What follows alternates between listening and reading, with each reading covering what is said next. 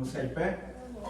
Iniciar mais um culto ao Senhor, com muita alegria no coração, né? Todos sabem que nós estamos aqui para oferecer, né, Cleide? Mais do que para receber, nós estamos aqui para oferecer ao Senhor aquilo que nós temos de melhor, a nossa adoração. Então, vamos iniciar o nosso culto com o hino 79. E com fervor nos corações, vamos entoar, cantar esse cântico ao Senhor.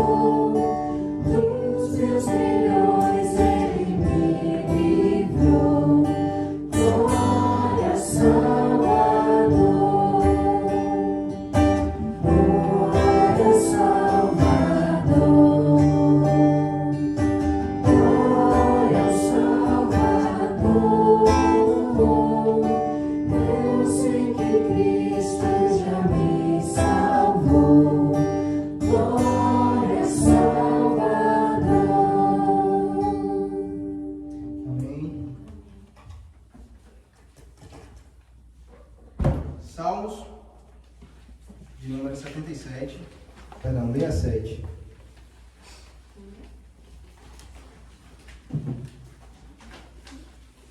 Salmos 67. Nós vamos fazer uma leitura alternada a partir do versículo 1.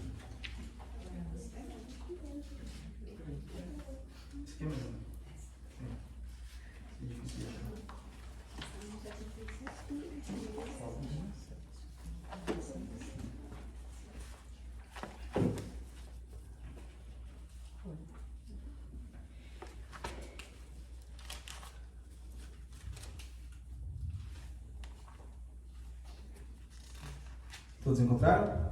Amém. Amém? Eu vou ler os versículos ímpares e os irmãos os pares, tá bom? Vamos lá. Seja Deus gracioso para conosco e nos abençoe e faça resplandecer sobre nós o rosto. Para que se conheça na terra o teu caminho e em todas as nações a tua salvação. Louvem-te os povos, ó Deus, louvem-te os povos todos. Alegrem-se Deus sobre as gentes, pois julgas os povos com equidade e guias na terra as nações. Louvem-te os povos, ó Deus, louvem-te os povos todos. A terra deu o seu fruto, e Deus, o nosso Deus, nos abençoa. Todos juntos? Abençoe-nos Deus, e todos os confins da terra o temerão. Amém. Cântico consagração.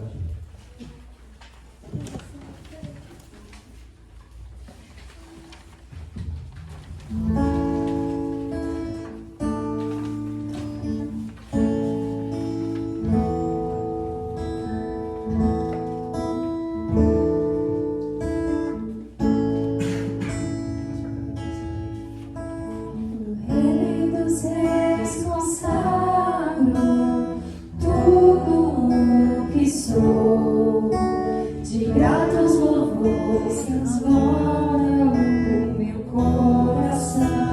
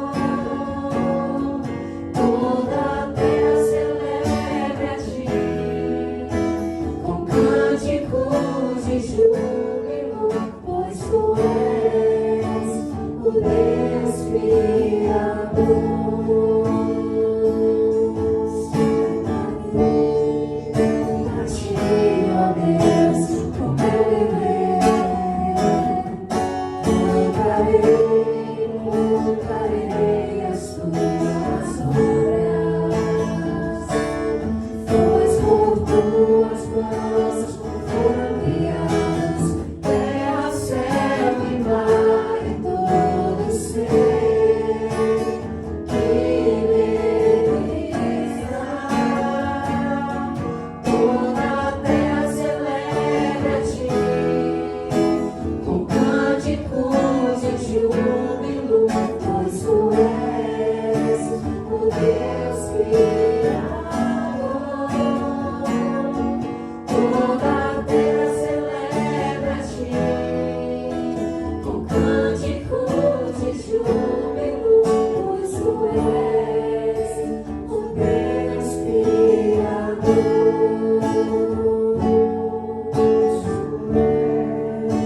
O Deus Criador, o Deus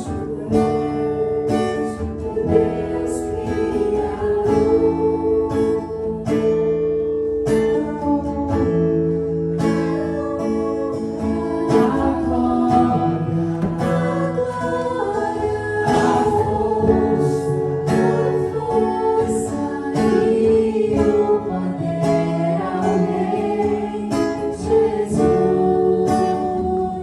e o louvor ao Rei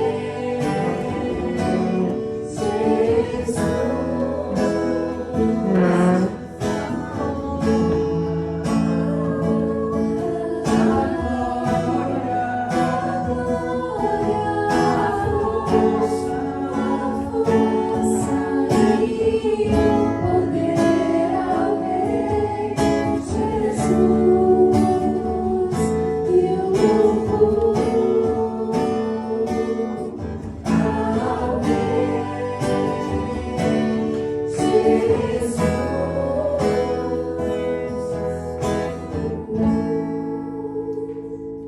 Senhor amado, eterno Deus, maravilhoso Pai, bendito é o Senhor em nosso meio. Pai, nós te louvamos, Pai, nós te adoramos por aquilo que Tu és. Nós te adoramos, Senhor, porque Tu és maravilhoso, porque Tu és único, porque Tu és perfeito. E nós te louvamos, Senhor, porque nós somos imerecedores da Tua graça, mas o Senhor tem derramado da Tua graça, Senhor, sobre as nossas vidas, tem nos purificado dos nossos pecados, tem nos abençoado, Senhor, diariamente com a provisão, com a saúde, com o alimento. Pai, nós não somos merecedores de tamanha graça, Senhor. E é por isso que nós te louvamos, Pai, porque mesmo sem merecer, o Senhor tem nos abençoado constantemente, diariamente, em todos os momentos, até mesmo nas tribulações, nos ensinando, nos fazendo crescer. Nós te agradecemos, Pai, nós te louvamos por tudo isso, no nome de Jesus. Amém.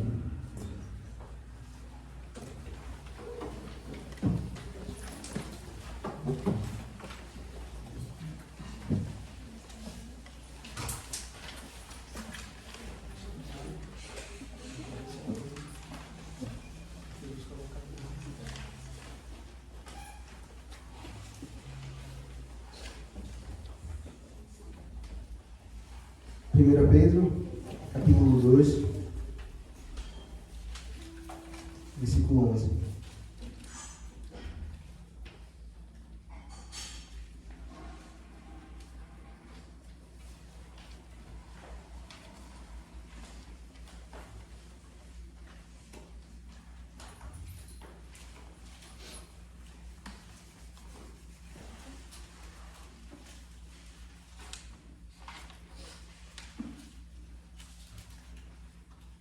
Lá no finalzinho da Bíblia,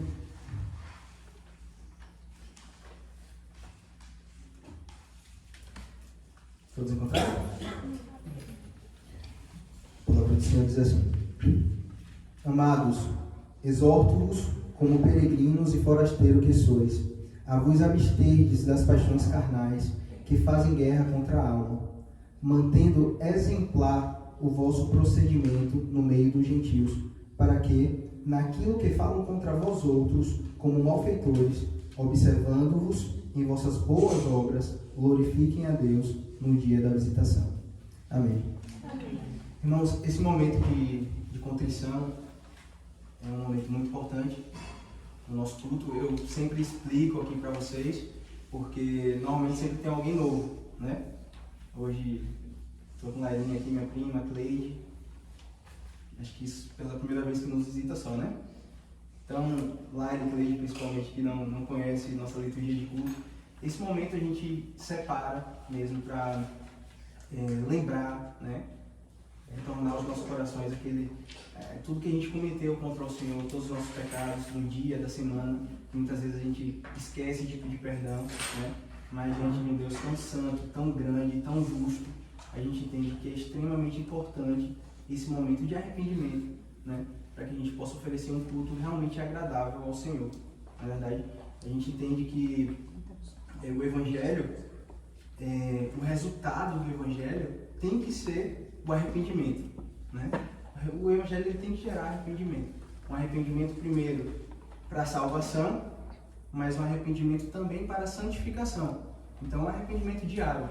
A gente tem que estar constantemente nos arrependendo dos nossos pecados para que um dia a gente possa ser glorificado, né? E estarmos realmente livres da presença do pecado, né? Quando nós nos convertemos, nós ficamos libertos, né? da condenação do pecado, né? E quando a gente se santifica, pedindo perdão a Deus diariamente pelas nossas faltas, a gente fica livre do poder do pecado. O pecado tem cada vez menos poder sobre a nossa vida. E aí vai chegar um dia que a gente vai estar livre da presença do pecado, quando a gente for levado ao céu, ao nosso Senhor. Então esse momento, ele é de extrema importância, né? Por isso eu peço a vocês que abaixem suas cabeças, lembrem daquilo que você pode ter feito, que ofendeu ao Senhor, que foi contra a palavra. E em alguns instantes eu peço que Mário possa fazer uma oração audível de contrição.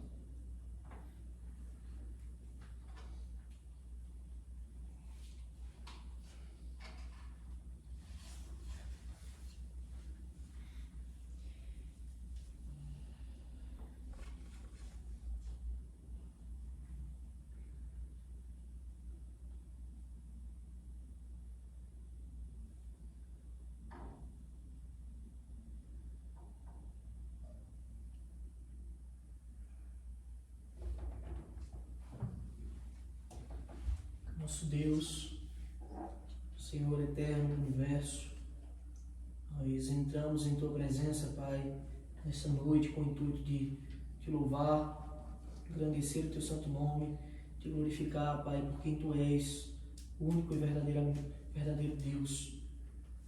Por isso, Pai, nós chegamos a Ti, Te pedimos, Senhor, que o Senhor nos perdoe os pecados, Pai, pois muitas vezes temos falhado, temos errado o alvo. Então, te pedimos, Senhor, que o Senhor nos ajude a viver cada vez mais de forma justa e santa, nos apartando do pecado, nos apartando do mal. Nós tenhamos o desejo de não cometê-lo, de não errar contra o Senhor, pois o pecado é mau, é vil, e nós sabemos que ele gera morte. Por isso estamos aqui diante de Ti, ó Pai, nosso Deus, nosso Senhor, crendo com fé que de uma vez por todas o Senhor já nos justificou, já nos perdoou por todos os nossos pecados. Por isso que Te louvamos, que Te agradecemos, bendizemos, Pai, o Teu santo, glorioso nome, pois o Senhor é um Deus infinitamente bom, misericordioso, e sabemos que Tua misericórdia certamente triunfa sobre o juízo. Por isso Te adoramos. Obrigado, Pai, pelo Teu perdão. Desde já somos gratos. Faz-nos puros, Senhor, para Te prestar um culto santo e verdadeiro. Assim que oramos, Senhor, em nome de Jesus. Amém. Todos juntos, vamos fazer a declaração de perdão presente nos nossos boletins. Vamos lá? Porque Deus não nos destinou para a ira, mas para alcançar a salvação mediante o nosso Senhor Jesus Cristo. Amém. Hino 68.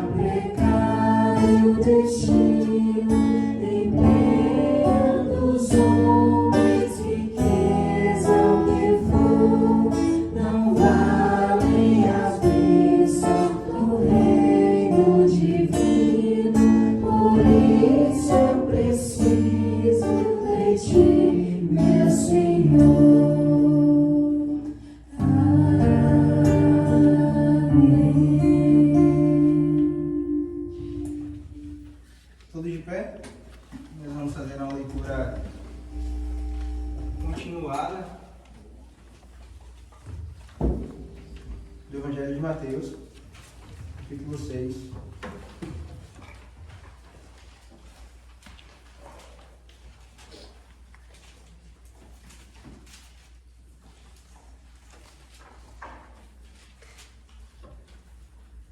Mateus capítulo 6, a partir do versículo 1 até o 15. Eu vou ler os versículos ímpares e os irmãos dos pares também, tá bom? Todos encontraram? Versículo 1, a partir do 1. Guardai-vos de exercer a vossa justiça diante dos homens, com o fim de serdes vistos por eles. Doutra sorte, não tereis galardão junto de vosso Pai Celeste. Quando, pois, deres esmola, não tornes escondê-la diante de ti, como fazem os hipócritas nas sinagogas e nas ruas, para serem glorificados pelos homens. Em verdade vos digo que eles já receberam a recompensa. Tu, porém, ao dares a esmola, ignore a tua mão esquerda o que faz a tua mão direita. Para que a tua esmola fique em secreto, e teu Pai que vê em secreto te recompensará. E quando orardes, não sereis como os hipócritas, porque gostam de orar em pé nas sinagogas e nos cantos das praças, para serem vistos dos homens. Em verdade vos digo que eles já receberam a recompensa. Tu, porém, quando orares, entra no teu quarto, e fechada a porta, orarás a teu Pai, que está em secreto, e teu Pai, que vem em secreto, te recompensará. E orando, não useis de vãs repetições, como os gentios, porque presumem que pelo seu muito falar serão ouvidos. Não vos assemelheis, pois, a eles, porque o vosso Deus, Pai, sabe o que tendes necessidade, antes que o peçais. Portanto, vós orareis assim: Pai nosso, que estás no céu, santificado seja o teu nome. Venha o teu reino, faça-se a tua vontade, assim na terra como no céu. O pão nosso de cada dia dá-nos hoje. Perdoa-nos as nossas dívidas, assim como nós temos perdoado aos nossos devedores. E não nos deixe cair em tentação, mas livra-nos do mal, pois teu é o reino, o poder e a glória para sempre. Amém. Porque se perdoardes aos homens as suas ofensas, também o vosso Pai Celeste vos perdoará. Todos juntos? Se, porém, não perdoardes aos homens as suas ofensas, tampouco o vosso Pai vos perdoará as vossas ofensas. Amém.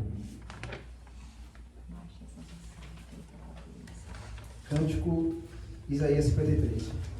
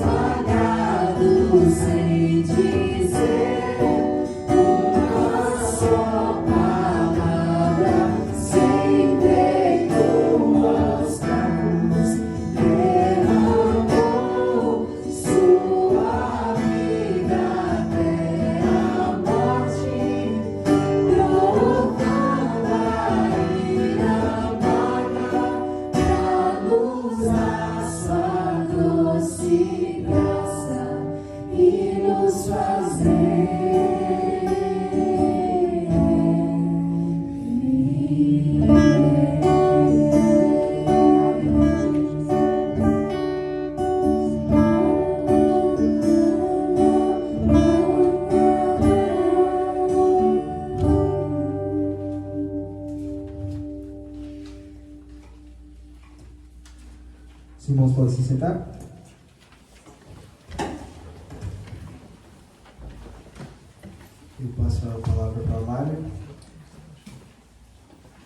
trazer a mensagem dessa noite.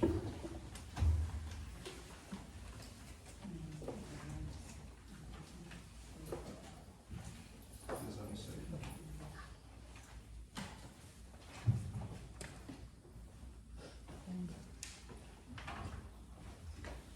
Graças paz, irmãos.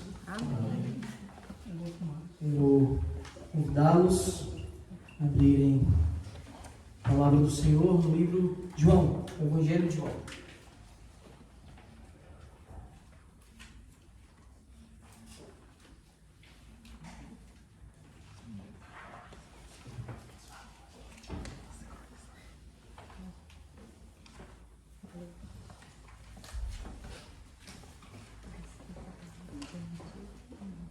Evangelho de João, vamos fazer a exposição a partir do versículo 19. Versículo 19 até o versículo 42.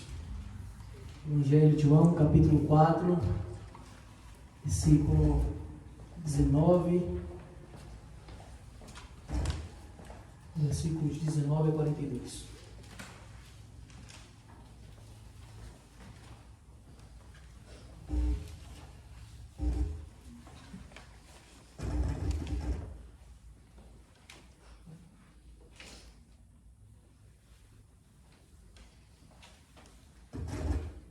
Os irmãos encontraram?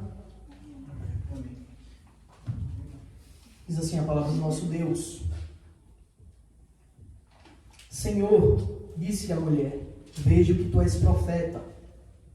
Nossos pais adoravam neste monte, vós, entretanto, dizeis que em Jerusalém é o lugar onde se deve adorar. Disse-lhe Jesus: mulher, podes crer-me que a hora vem, quando nem neste monte, nem em Jerusalém adorareis o Pai. Vós adorais o que não conheceis, nós adoramos o que conhecemos, porque a salvação vem dos judeus. Mas vem a hora, e já chegou, em que os verdadeiros adoradores adorarão o Pai em espírito e em verdade. Porque são estes que o Pai procura para seus adoradores. Deus é espírito, e importa que os seus adoradores o adorem em espírito e em verdade. Eu sei, respondeu a mulher, que há de vir o Messias, chamado Cristo. Quando ele vier, nos anunciará todas as coisas, disse-lhe Jesus.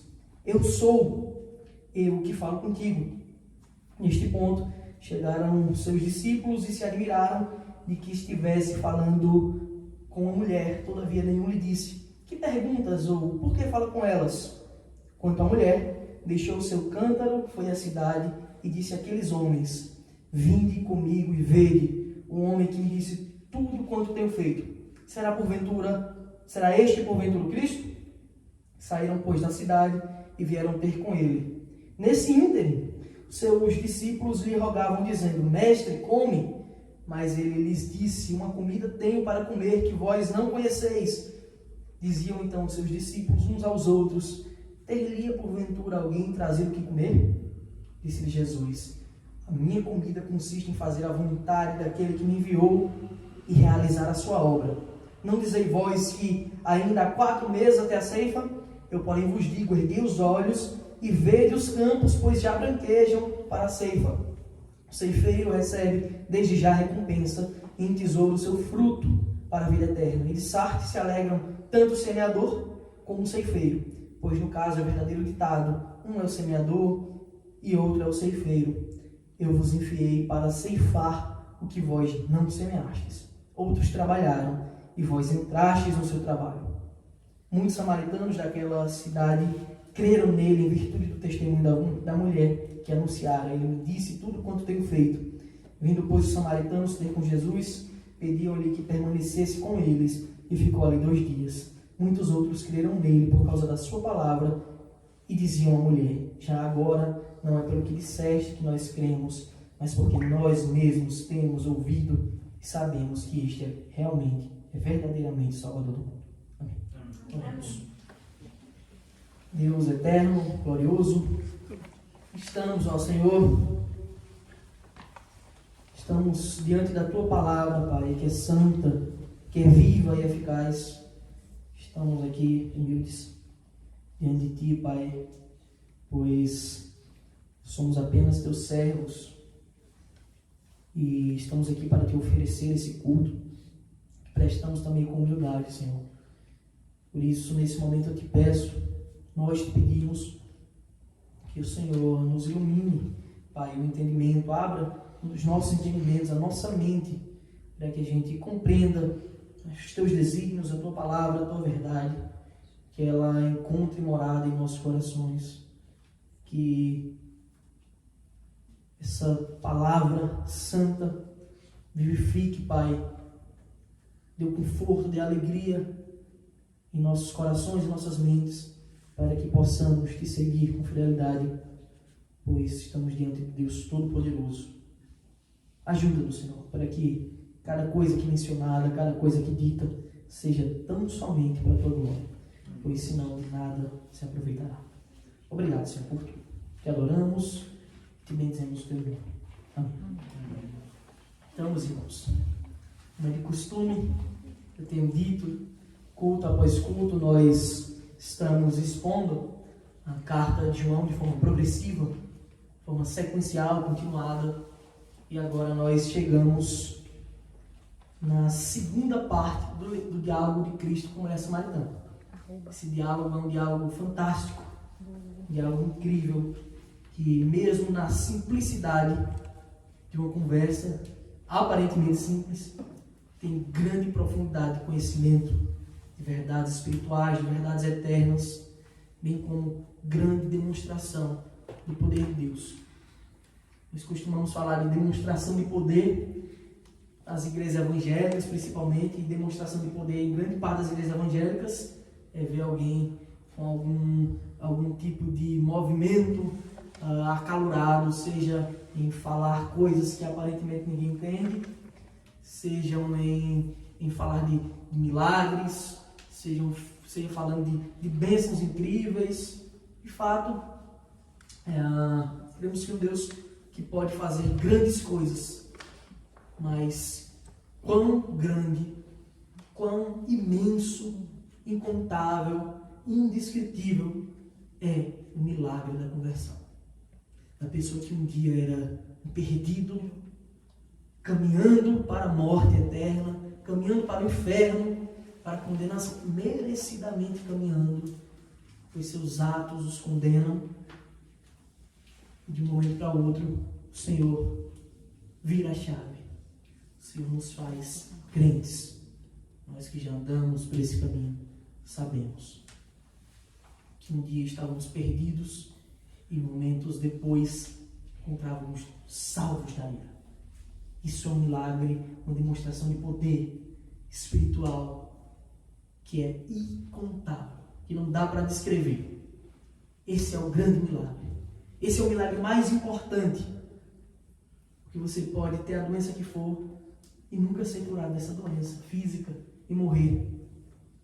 Mas se você tiver passado pelo verdadeiro milagre da conversão, a morte não será um desagrado, pelo contrário, será a entrada para a glória eterna. Então, você pode viver uma vida totalmente desprovida de recursos, uma vida comum, ordinária, sofrida, mas se você passou pelo verdadeiro milagre da conversão, nenhuma demonstração de poder será comparado com estar por toda a eternidade ao lado do bom Senhor, do bom Mestre. Então, eu gostaria de destacar, antes de iniciar de fato o texto, alguns detalhes do início do diálogo. Estamos continuando agora a segunda metade do diálogo de Cristo, então é importante que nós lembremos onde que a gente parou. Primeiro ponto que eu quero destacar é que esse diálogo ele não ocorre por uma coincidência do destino. Não existe nada de fato. Nós cremos em um Deus que é soberano, um Deus que determina todas as coisas, que tem os seus desígnios eternos estabelecidos muito antes de haver mundo. Cremos em um Deus que é onipotente, um Deus que é soberano. E aqui também fica refletido essa soberania, os desígnios desse Deus maravilhoso, quando Cristo, o texto diz que era ali necessário para que ele saísse da Judéia e voltasse para a Galileia, a sua terra. Era necessário passar pela província de Samaria. Foi isso que a gente viu? E nós vimos que não existia só um caminho para sair da Judéia e ir para Samaria. Na verdade, esse era o caminho mais curto, mas era mais tenso, pelos problemas que nós estudamos, os problemas geográficos, os problemas de conflito, de vários conflitos que haviam entre judeus e samaritanos. E nós vimos Cristo descendo aquele caminho, indo para Samaria. E temos aqui um diálogo preparado por Deus para que fosse registrado, e bem como para que também tivéssemos aqui nesse momento hoje estudando ele. Então temos um Deus que é soberano e que preparou todas as coisas. E a Escritura diz que era ali necessário passar por aquele caminho. E por que era necessário? Porque Cristo tinha que cumprir toda a vontade do Pai, como está escrito. E ele vai, encontra ali a mulher samaritana, onde ele está esperando por volta de meio-dia no poço, depois de uma viagem longa, uma viagem a pé, sofrida no deserto. Ele agora para ali no poço de Jacó e senta, meio-dia. A hora estimada na nossa conversão de tempo é meio-dia, o horário que o sol está mais forte, incidindo totalmente de cima para baixo. Meio-dia Cristo para no poço, depois de uma viagem longa. Ele diz que seus discípulos eles vão para a cidade, isso é importante. Seus discípulos eles vão para a cidade buscar alimentos. Está no começo do capítulo 3, do capítulo 4, perdão. Então vem a mulher samaritana e Cristo inicia aquele diálogo com a mulher. E tão logo o nosso Senhor começa o diálogo, ele começa, que nós chamamos de evangelismo. Ele começa a pregar as verdades do reino de Deus. Ele começa a pregar para aquela mulher a necessidade máxima do coração dela, quando ela mesmo nem sabia que necessidade era essa. E para se chegar a ela, nós vimos que ele pede água. Ele pede água. E ela disse: como sendo tu judeu, pedes de beber a mim, que sou mulher samaritana? E a gente falou sobre as grandes tensões do povo de Samaria, do povo judeu, por causa da divisão do reino, que ocorre com Roboão, filho de Salomão, bem como com os exílios que o povo de Samaria passa. O povo de Samaria é exilado pelos assírios, por Sargão. Ele misturou aquele povo com outros povos que ele já tinha conquistado e criou ali um povo híbrido. Não era mais um povo judeu genuíno, israelita genuíno, agora era um povo híbrido, misturado, com várias crenças modificadas, com um sincretismo muito grande. E isso tornou muito mais difícil a convivência dos dois reinos. Reino do norte, Israel, reino do sul, Judá. Deixou muito mais difícil o retorno dessa amizade entre os dois reinos. Isso não acontece mais. A guerra era constante e está Cristo agora, um judeu, descendo por aquele caminho, e ele pede água para a mulher samaritana.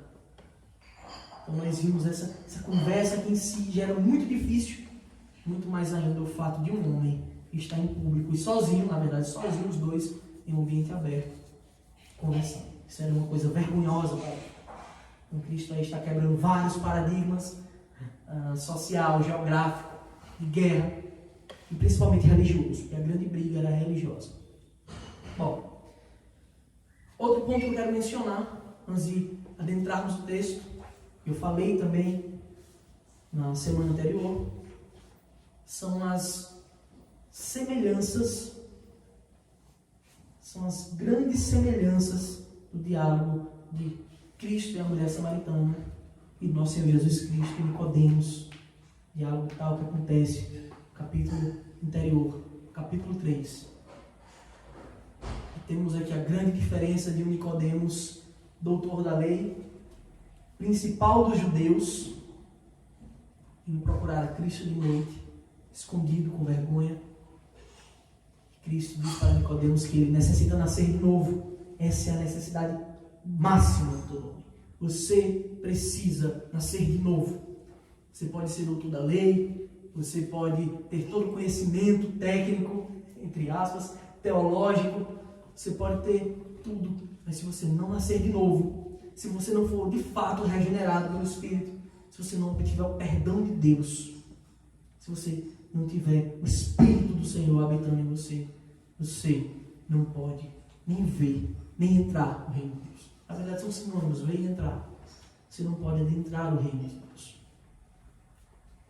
E agora temos Cristo conversando com a mulher samaritana, uma mulher adúltera, uma mulher que teve 5 maridos e agora vivia em constante adultério,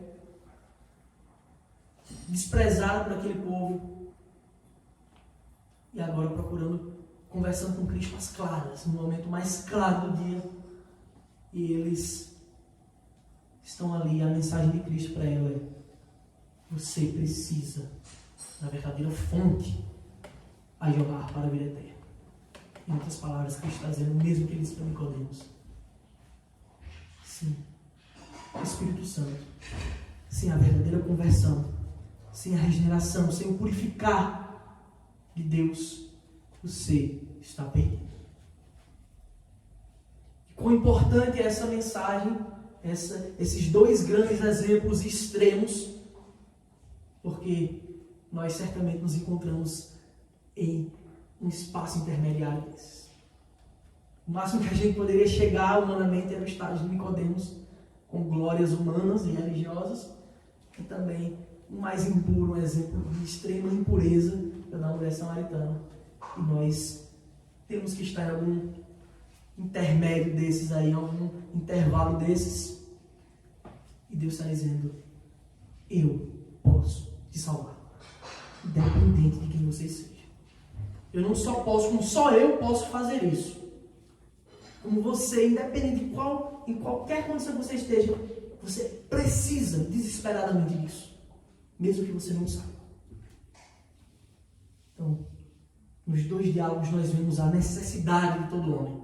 Se os irmãos puderem relembrar comigo, João capítulo 3, versículo 7, temos Cristo falando a necessidade de Nicodemos. 3,7, Cristo diz o que para Nicodemos? Não te admires de eu te dizer, importa-vos nascer de novo. Você precisa nascer de novo. Semelhantemente, ele fala para a mulher samaritana, a necessidade dela.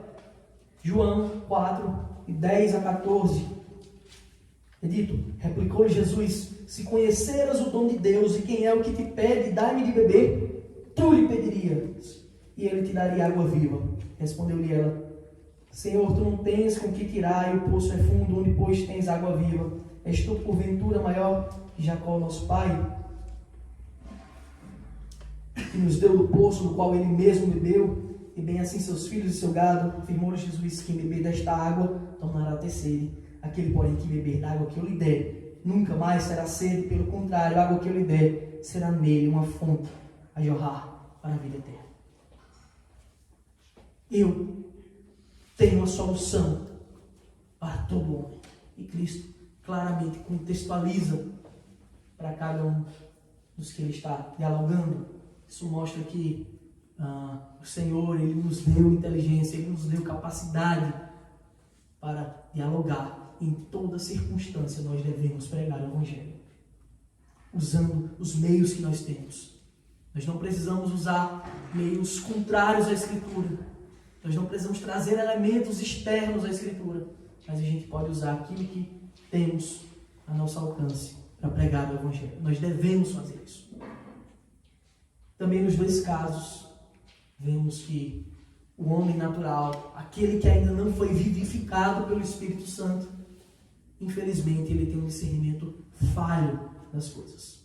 Ele tem um discernimento fraco, um discernimento puramente materialista, humano. Vamos ver o que Cristo diz para que Nicodemos responde a Cristo. Quando Cristo diz: importa-vos nascer de novo. João capítulo 3, versículo 4, Nicodemos diz: perguntou-lhe Nicodemos: como pode um homem nascer sendo velho? Pode porventura voltar ao ventre materno e nascer segunda vez? Veja a resposta de Nicodemos, como ela é materialista, ela é fraca, ela revela que ele não tinha compreendido a grandiosidade que Cristo tinha dito.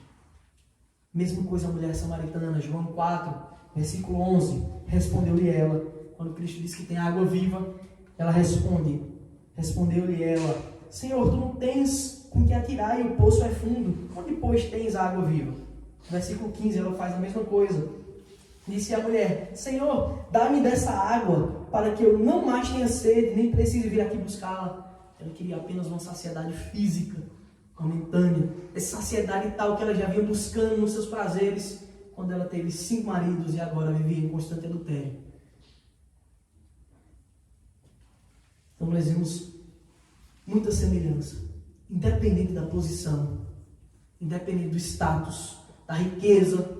Aquele que não nasceu de novo, infelizmente, tem um pensamento igual. Só muda talvez o requinte das palavras, só muda talvez a vestimenta, a educação, mas o pensamento humano, fraco, materialista, sem o discernimento do Espírito, é o mesmo. Bom, vamos dar continuidade ao que o texto diz. Nós lemos o versículo 19 que diz: Senhor, disse-lhe a mulher, vejo que tu és profeta. E é interessante, porque essa conclusão que agora a mulher samaritana tem, quando ela diz, vejo que tu és profeta, ela já muda o status de Cristo. Ele não era mais apenas um judeu, mas na frente ela diz, tu é maior que nosso pai, Jacó, que nos deu do poço para ter essa água viva. Agora ela chega a uma terceira conclusão, vejo que tu és profeta. E por que ela chega a essa conclusão? Ela chega a essa conclusão pelo que acontece nos versículos anteriores. Versículo 16 diz, quando ela pede água, dá-me dessa água para que eu não tenha mais que vir buscá-la. O que Cristo diz a ela é, versículo 16, disse-lhe Jesus, vai, chama teu marido e vem cá. Cristo estava de forma educada, agora confrontando o coração dela, mostrando que ela tinha arestas a serem aparadas, coisas a serem consertadas. Cristo diz, vai, chama teu marido, vem cá. Versículo 17, é o que lhe respondeu a mulher, não tem marido. Observe, o reverendo Augusto Brenner, ele faz até uma contagem de palavras. Cada vez que Cristo fala com ela, ela responde muitas coisas. Muitas coisas. Se nós contarmos cada um do diálogo de Cristo, quando eles vão falando, ela diz muitas coisas. Como por exemplo, no versículo 9, ela diz, então lhe disse a mulher samaritana, como sendo tu judeu, pede de beber a mim, que sou mulher samaritana. Ela sai explicando a ele, fazendo discurso. Agora, quando Cristo confronta o pecado dela, diz, vai, chama teu marido. A resposta dela é, curta e grossa, não tenho marido. 3 palavrinhas apenas, não tenho marido. É interessante como uma pessoa, quando quer se esquivar do seu erro, e ela não estava necessariamente mentindo, mas estava fazendo uma missão muito grande. Ela de fato não tinha marido. No sentido legal, ela não tinha marido. Mas ela vivia em constante adultério. Ao que Cristo olha para ela e diz, versículo 17, é o que lhe respondeu a mulher, não tenho marido. Replicou Jesus, bem disseste, não tenho marido. Versículo 18, porque 5 maridos já tiveste, e esse que tens agora não é teu marido. Isso disseste, com verdade. Cristo agora está confrontando o coração dela, para que ela veja que ela não estava falando com um leigo, simplesmente com uma pessoa normal. Mas semelhantemente, ele está revelando coisas a ela que ele não tinha como saber, para que ela veja que ele era o Messias. Assim como Cristo faz com Natanael. Ele falou, antes de te conhecer eu te vi, quando estavas debaixo da figueira. Coisa que só os 2 podiam saber. Agora Cristo está fazendo com ela. Eu sei o seu coração. Você precisa consertar. Cristo ele não estava sendo indelicado, não estava sendo rude, pelo contrário. Estava muito amorosamente fazendo isso. Mostrando para ela que ela tinha uma necessidade suprema de perdão. Ela tinha uma necessidade máxima de se arrepender. Ela só não sabia que tinha essa necessidade. Ela achava que a necessidade dela naquele momento era a água que ela tinha de buscar no poço. Veja que agora o discurso dela muda. A resposta é, Senhor, disse a mulher, vejo que tu és profeta. Mas de fato esse assunto, o confronto com o pecado, que nós sofremos quando nós nos deparamos com um Deus infinitamente santo, com a sua palavra, com a sua misericórdia, nós nos deparamos com esse Deus. E somos constantemente confrontados pelo nosso pecado, pelo nosso íntimo, aquilo que só a gente sabe. Somos constantemente confrontados. Porque nós precisamos viver em santidade. Nós precisamos adorar esse Deus de forma santa. Por isso que cada culto, quando nós nos reunimos, nós curvamos as nossas frontes e pedimos perdão a Deus. Porque ainda estamos na presença do pecado, como bem disse o liturgo essa noite. E ela meio que muda de assunto. Ela muda de assunto, que parece um assunto muito desconfortável. Versículo 20, ela diz: nossos pais adoravam neste monte. Vós, entretanto, dizeis que em Jerusalém é o lugar onde se deve adorar. Aqui está o primeiro ponto dessa noite. A adoração que Deus requer. Que adoração Deus requer do seu povo? Que adoração Deus requer da igreja? Que adoração Deus requer daqueles que creem verdadeiramente nele? Nossos pais adoravam neste monte, Monte Gerizim, em Samaria. Vós, entretanto, vós aqui os judeus, vós, entretanto, dizeis que em Jerusalém é o lugar onde se deve adorar. Onde está o templo? Monte Sião. Então, qual do monte? Qual dos montes é o lugar certo de adoração? É isso que ela está perguntando a ele. Mudando de assunto, mas uma pergunta totalmente pertinente. Uma dúvida que pairava há séculos de briga. Mais de 700 anos, provavelmente, havia aquela tensão entre judeus e samaritanos. Ela está perguntando agora, qual o lugar, então, que se deve adorar? Qual o lugar? Versículo 21, Cristo responde: disse-lhe Jesus: mulher, podes crer-me que a hora vem quando nem neste monte, nem em Jerusalém adorareis o Pai. E agora Cristo começa a mostrar para aquela mulher, e também para nós, para qualquer um que duvide do caráter do Evangelho, que o Evangelho, ele não tem um caráter geográfico. Ele não tem um caráter nacionalista, como acontecia na antiga aliança, que o povo de Deus, os judeus. Cristo agora está dizendo, olha, ele está reavivando a promessa que Deus fez a Abraão. Em ti, Abraão, serão benditas todas as famílias da terra. Todas as nações da terra. E Cristo agora está mostrando que o Evangelho, ele tem esse caráter expansivo. Ele não está preso entre quatro paredes. Nem de nações, nem de templos. E ele continua a sua exposição. Versículo 22. Vós adorais o que não conheceis. Nós adoramos o que conhecemos, porque a salvação vem dos judeus. Cristo está dizendo, olha, vocês dizem adorar alguma coisa, mas vocês não conhecem o que vocês estão adorando. Vocês têm até sinceridade nessa adoração. Vocês até têm um desejo do coração de adorar, mas vocês adoram o que vocês não conhecem. O que Cristo está dizendo aqui é que para a verdadeira adoração, para uma adoração eficiente, eficaz, a adoração que Deus requer, ela é pautada na verdade. Não basta você dizer não. O que importa é meu coração com Deus. Deus, ele deixou meios para que nós descobríssemos qual é a sua vontade. O que é que ele requer? Que tipo de adoração ele requer? Porque ele está dizendo para aquela mulher, vocês adoram o que não conhecem. Para adorar verdadeiramente a Deus, você precisa conhecê-lo. Conhecer a verdadeira ortodoxia. Conhecê-lo intimamente como seu Deus, como seu Senhor. Só assim vocês vão adorá-lo corretamente. Só assim você vai compreender como buscar esse Deus. E ele continua. Vós adorais o que não conheceis, nós adoramos o que não conhecemos, o que conhecemos. E quando ele diz nós, ele fala dos judeus. Nós judeus sabemos o que temos adorado. Porque nós temos a lei, nós temos os profetas, está tudo aqui conosco. Porém, também falta uma coisa. Está faltando sinceridade, está faltando verdadeira busca. Porque quando Cristo esteve em Jerusalém, por ocasião do sacrifício da Páscoa, o que é que ele teve que fazer? Ele expulsou muita gente. Porque mesmo tendo conhecimento de Deus, eles não glorificaram como Deus, nem lhe deram graças. Antes eles vendiam as coisas no templo e faziam da casa do Pai um lugar de negócios, um comércio. Por mais que eles tivessem o conhecimento, eles não tinham a vontade, o desejo no coração, a sinceridade de buscar esse Deus fielmente.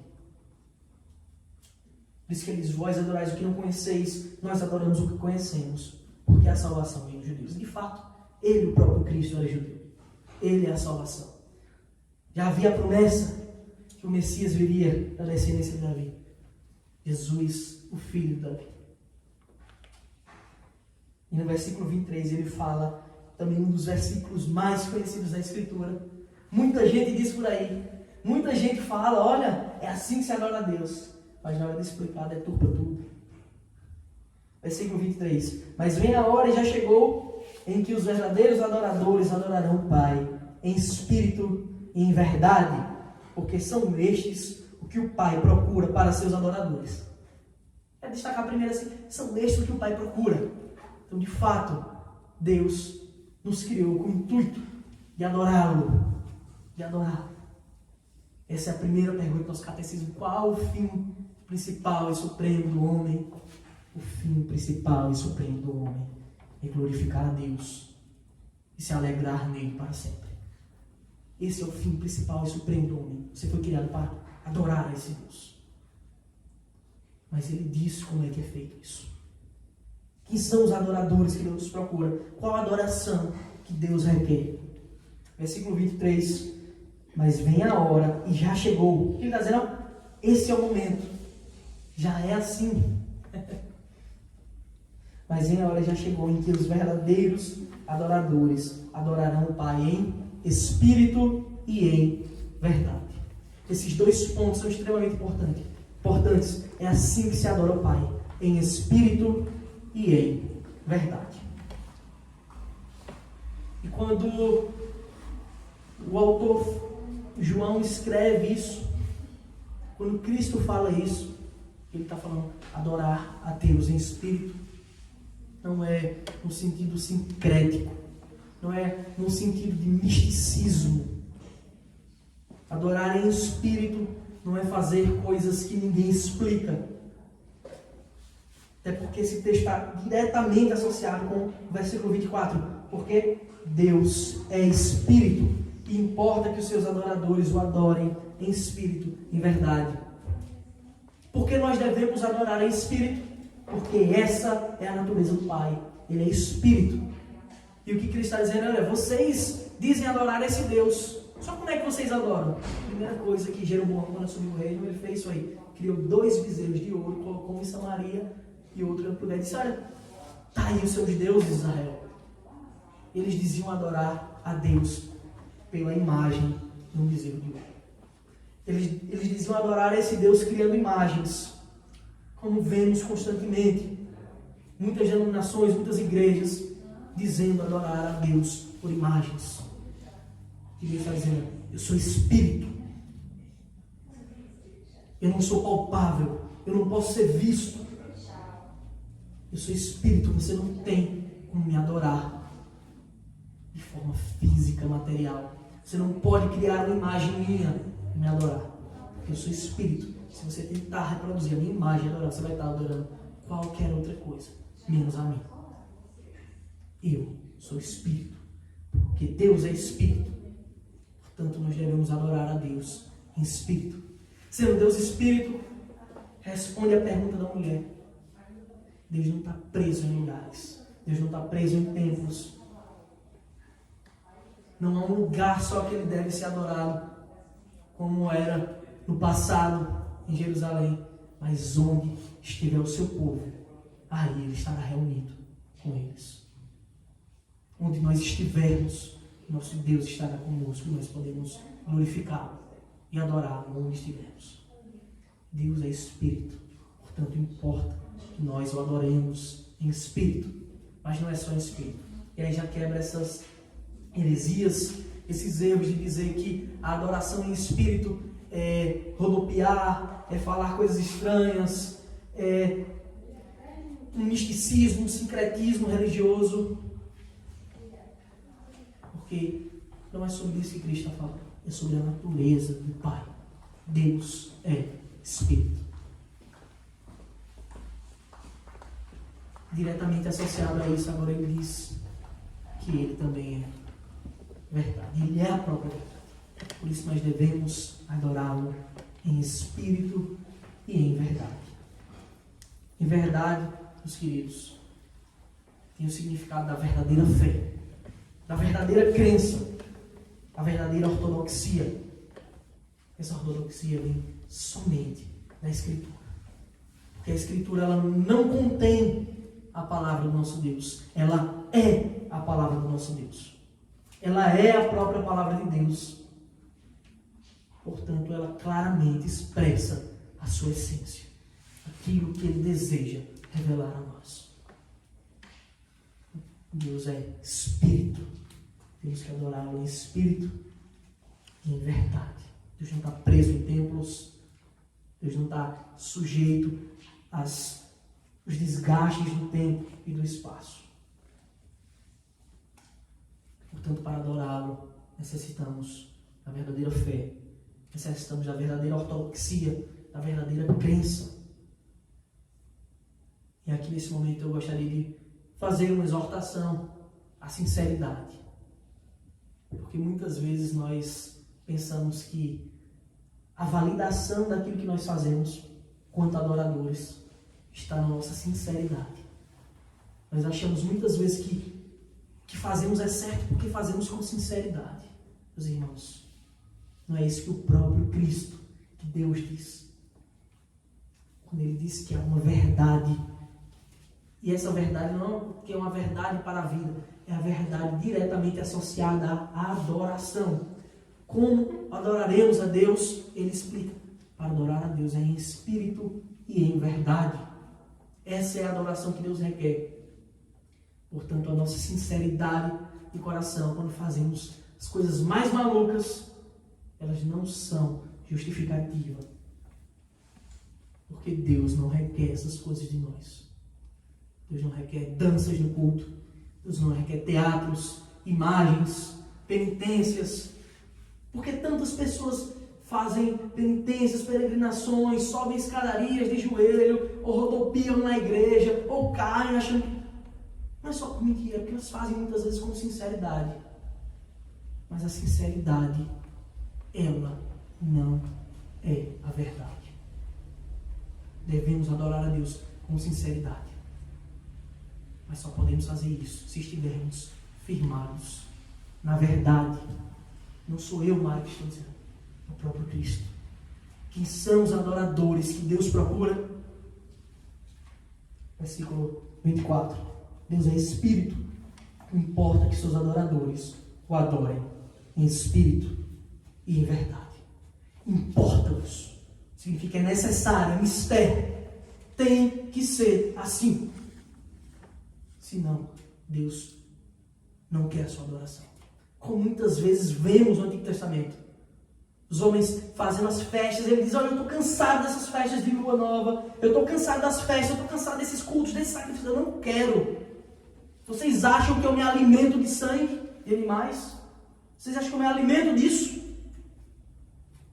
E Deus rejeitava várias vezes, porque aquele povo não estava adorando Ele em espírito e em verdade. É muito claro no Evangelho, muito claro na Escritura, que Deus requer de nós verdadeiro culto. O que é que tem que ter no culto? O culto nós devemos louvar a Deus com cânticos, com salmos, como a Escritura diz. No culto nós devemos orar a esse Deus, confiando que só Ele pode nos perdoar os pecados. No culto nós devemos ler a sua palavra. No culto deve haver pregação fiel do Evangelho. No culto deve haver os sacramentos do Senhor. É isso que Deus requer de nós. É isso que Ele ensina em sua palavra. Quem somos nós para mudar? Você não vai ver Deus requerindo que no culto tenha um som como esse. Pode até ter, ajuda. Você não vai ver Deus requerindo palco, jogos de luzes. Você não vai ver Deus requerindo isso. O que Deus requer de nós, que nós o adoremos em espírito e em verdade. E E para isso a gente não precisa nem de cadeira, nem de banco, nem de um lugar coberto. A adoração que Deus requer de nós é totalmente pautada na sua palavra. Totalmente pautada na Escritura. Hoje não é você que escolhe, não é você que escolhe, não sou eu que escolho. Foi o próprio Senhor do universo que determinou. Seria assim. E ele continua. Versículo 25. Na verdade, a mulher fala: eu sei, respondeu a mulher, que há de vir o Messias, chamado Cristo. Quando ele vier, nos anunciará todas as coisas. Há de vir o Messias, chamado Cristo. Quando ele vier, nos anunciará todas as coisas. Disse-lhe Jesus: eu sou eu que falo contigo. Eu estou aqui agora. E ele claramente se revela à mulher. Claramente agora ele diz: eu sou o Messias. Olha que coisa incrível. Aquela mulher não tinha nada para oferecer. Uma mulher adúltera, e está Cristo, como eu falei, dando o seu melhor, pregando com fidelidade para aquela mulher. E o versículo 27 continua: neste ponto chegaram seus discípulos e se admiraram de que estivesse falando com a mulher. Todavia nenhum lhe disse: que perguntas? Ou por que falas com ela? E aí seus discípulos, atordoados, vem aquela cena, Cristo conversando com a mulher, e eles ficam logo espantados. Ninguém fala nada. A Bíblia deixa bem claro, João, o evangelista, deixa bem claro que eles não perguntam nada. Porém, a sua cara de espanto, de escândalo, era evidente. Eles se espantaram ao ver Jesus falando com a mulher, com a samaritana. Eles haviam ido comprar comida e agora estavam voltando. Agora eles tinham voltado depois de comprar a comida.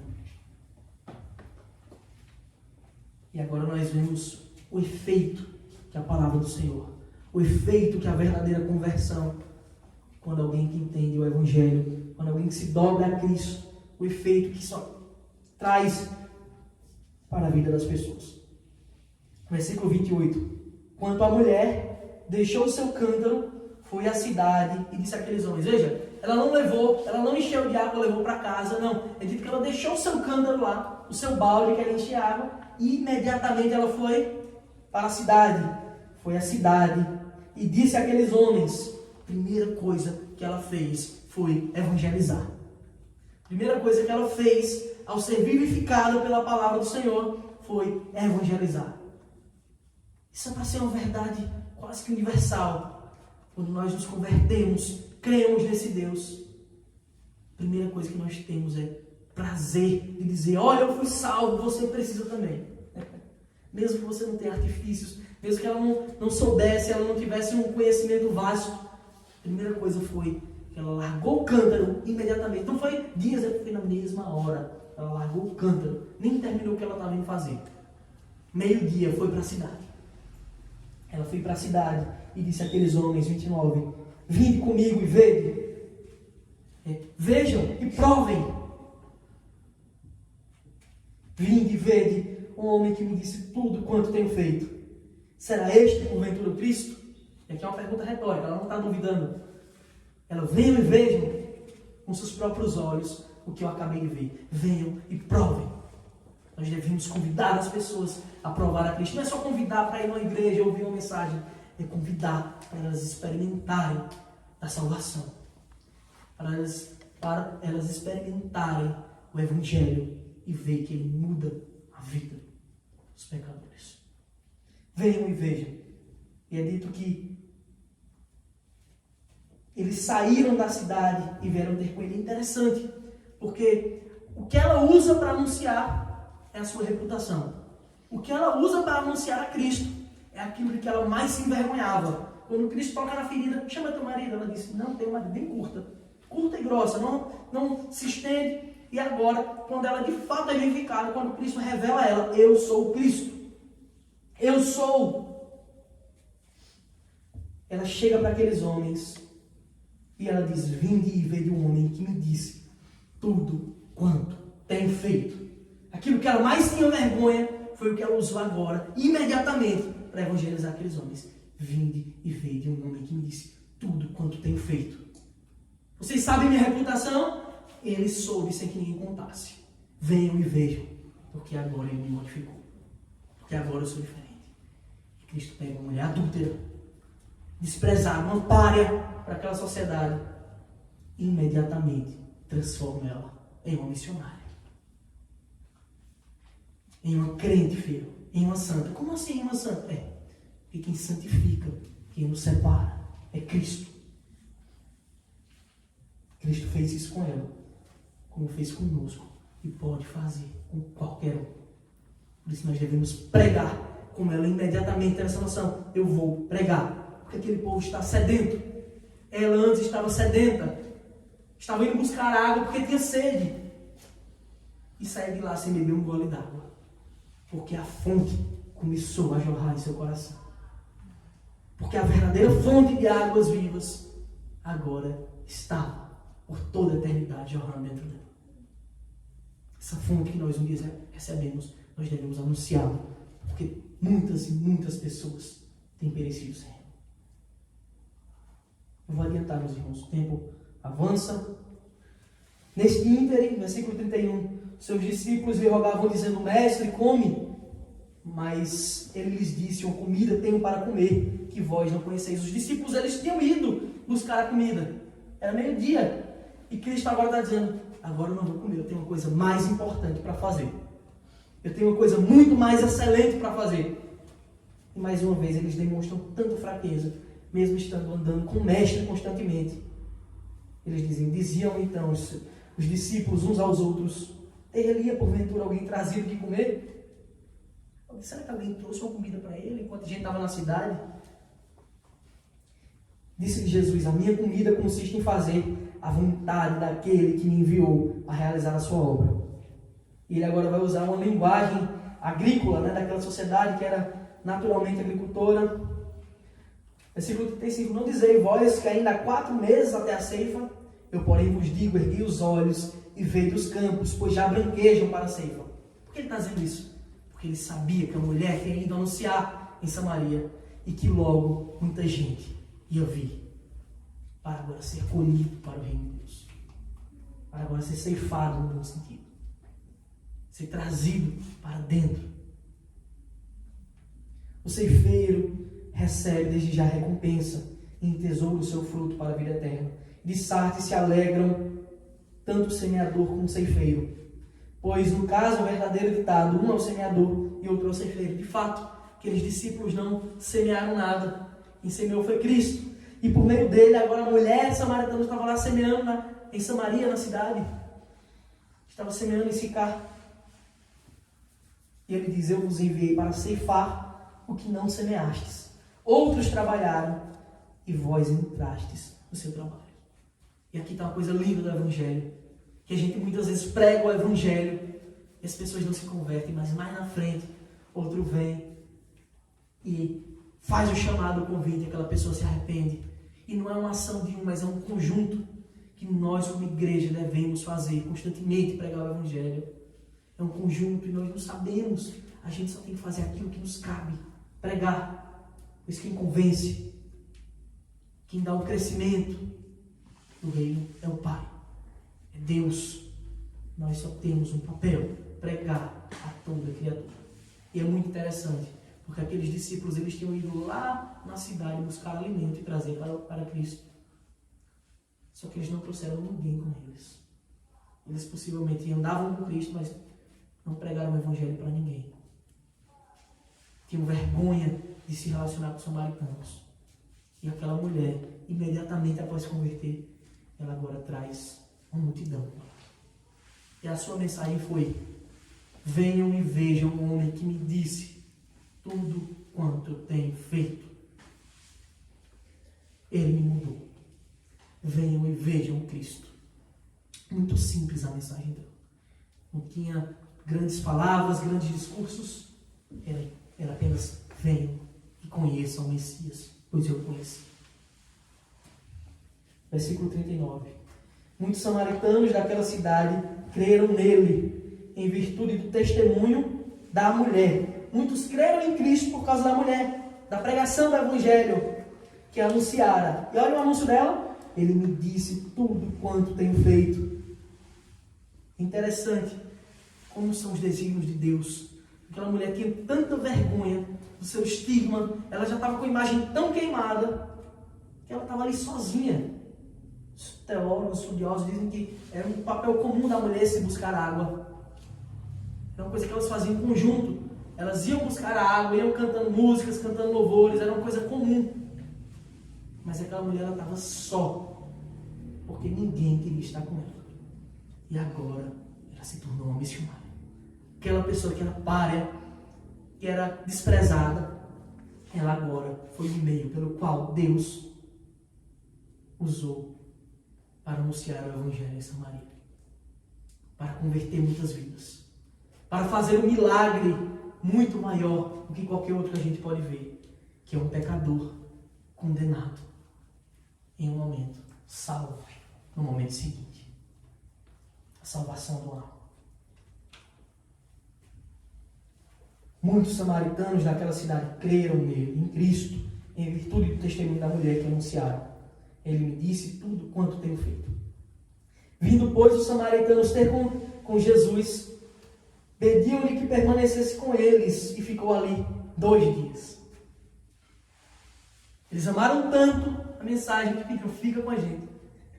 Imagina isso, os samaritanos que odiavam os judeus, eles agora estão pedindo, fica com a gente precisa disso. Muitos outros creram nele por causa da sua palavra.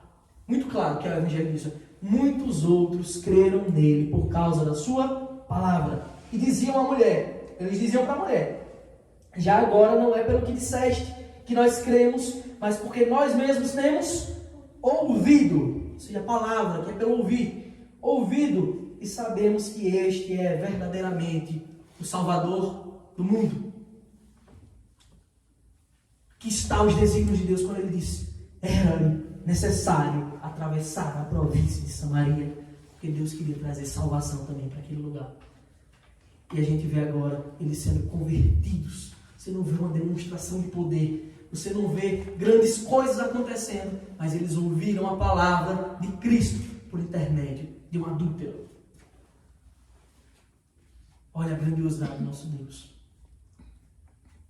Os mistérios de Deus, a bondade, a sua benevolência, de forma que ele usa aquilo que era fraco para confundir os fortes.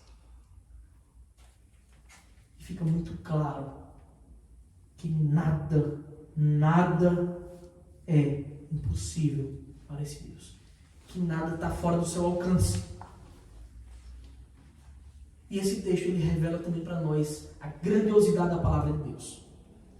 A necessidade da verdade fica muito clara. Porque momentos antes, o diálogo de Cristo com Nicodemos, convido os irmãos a abrirem aí brevemente o capítulo 2, a partir do versículo 23.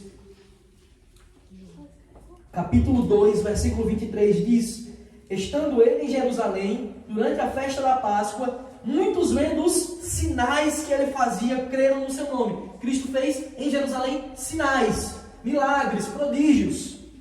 Versículo 24. Mas o próprio Jesus não se confiava a eles, porque os conhecia a todos. E não precisava de que alguém lhe desse testemunho a respeito do homem, porque ele mesmo sabia o que era a natureza humana. A gente vê em um lugar, Cristo fez milagres, sinais, e a própria Escritura deixa muito claro que Cristo não se confiava a eles. Porque eles creram porque viram milagres, mas não foram salvos. Não creram de forma salvífica. Creram que ele era o Messias. Creram apenas que ele era alguém que fazia milagres. Não tinha como não crer, porque eles estavam vendo. E agora a gente vê Cristo em Samaria, desprezada, o povo perdido, mestiço, híbrido, já tinha se misturado com muitas nações, sincréticos. Ele não faz um milagre sequer, apenas anuncia, eu sou Cristo. Eu sou o Messias. Eu sou o Messias que vocês esperam. E aquela mulher vai anunciar o Evangelho. Eu sinto, meus irmãos, dizer-lhes, se você diz ser convertido, se você diz crer nesse Deus, e você não tem prazer de anunciar a sua palavra, você não tem prazer, o próprio Cristo diz, a minha comida consiste em fazer a vontade do meu Pai. É assim que eu sou satisfeito. A minha satisfação está em fazer a vontade do Pai. E o Pai nos deu uma ordem de sermos suas testemunhas em Samaria, na Judéia, até os confins do mundo. Se nós não sentimos prazer em anunciar o Evangelho, eu sinto dizer, então você ainda não conheceu o Evangelho de Cristo. Porque esse Evangelho, ele transforma. Isso fica muito claro com a atitude da mulher, quando ela larga tudo que está fazendo e vai pregar. Eu encontrei o Messias. Vocês precisam também.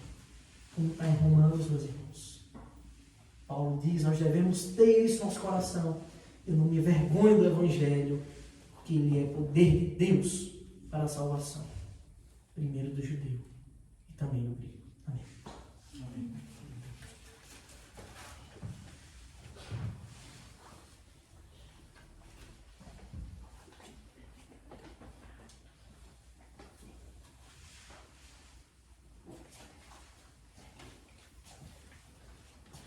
Vamos todos ficar de pé?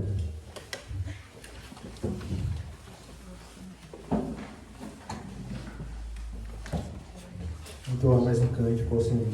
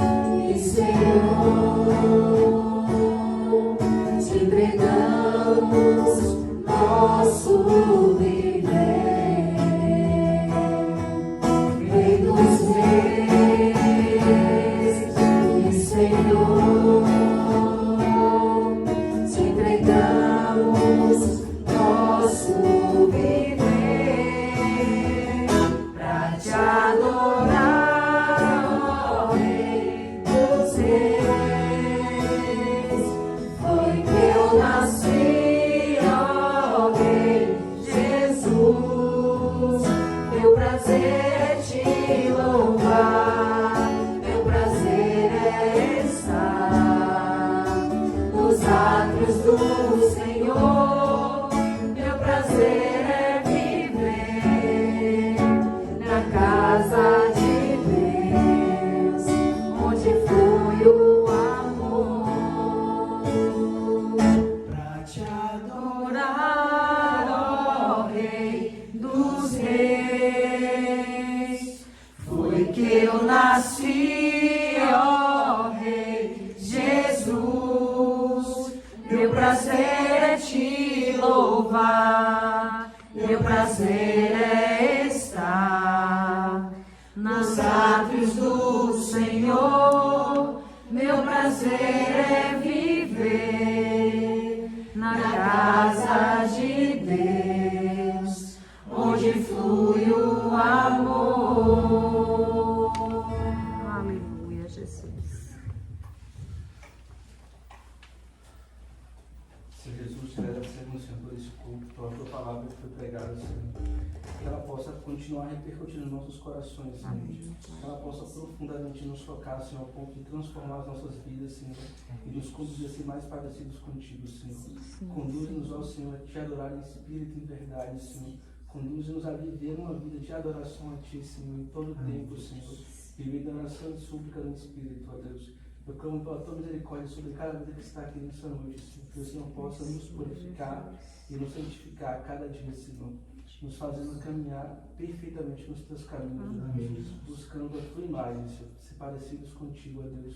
Eu clamo, Senhor, que o Senhor venha nos proteger, venha nos guardar na volta para casa, Senhor. Que o Senhor possa nos dar uma noite tranquila, um sono reparador. Que o Senhor possa nos dar um dia abençoado, Senhor, na Tua presença. Que possamos ter um dia produtivo, Senhor, em relação principalmente ao Teu reino, Deus. É o que nós clamamos e te pedimos pelo santo nome de Jesus. Amém. Todos podem se cumprimentar? Com muita alegria.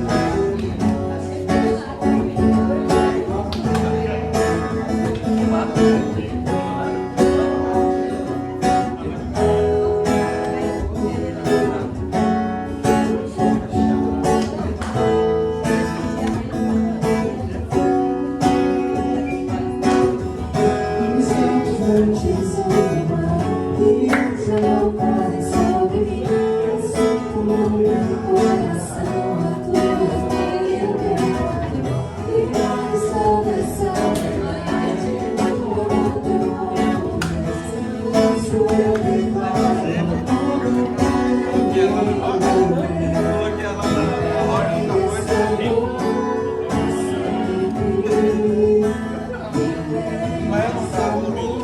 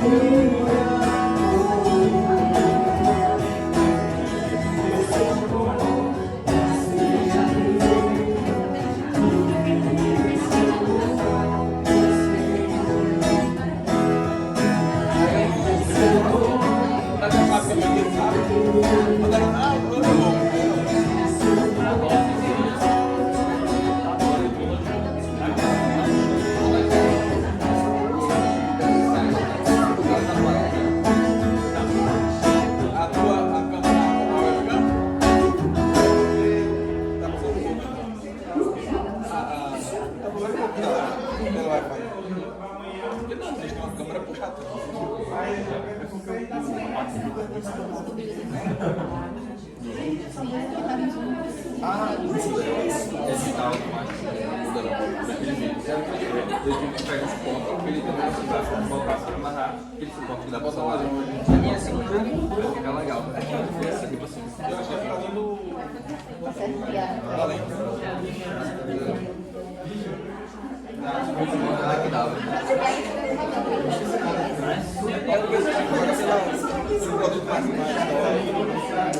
Normalmente, a gente vai colocar uma boca.